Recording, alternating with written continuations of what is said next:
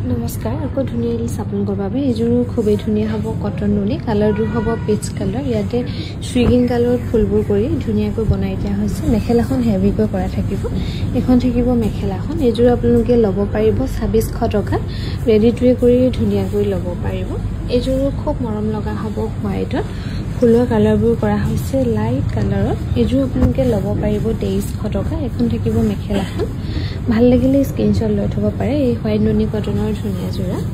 এযোৰ খুবেই ধুনীয়া হ'ব কটন নুনি ব্লু আৰু সিলভাৰ গুণত ফুলবোৰ কৰি ধুনীয়াকৈ বনাই দিয়া হৈছে এখন থাকিব মেখেলাখন এযোৰ ল'ব পাৰিব 2300 টকা ভাল লাগিলে স্ক্ৰিনশ্বট লৈ থব পাৰে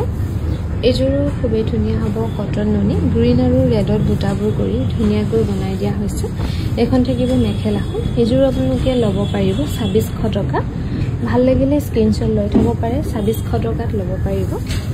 এযোৰ খুবেই ধুনীয়া হ'ব কটন নুনি পাৰ্পল আৰু পিংকত বুটাবোৰ কৰি ধুনীয়াকৈ বনাই দিয়া হৈছে এখন থাকিব মেখেলাখন এযোৰ ল'ব পাৰিব 2600 টকা ৰেডি টু কৰি ধুনীয়াকৈ ল'ব পাৰিব মেখেলাখন হেভিকৈ বনাই দিয়া হৈছে এযোৰ খুবেই ধুনীয়া হ'ব কালাৰটো পিচ কালাৰত হ'ব পিংক আৰু হোৱাইটত বুটাবোৰ কৰি ধুনীয়াকৈ বনাই দিয়া হৈছে এখন থাকিব মেখেলাখন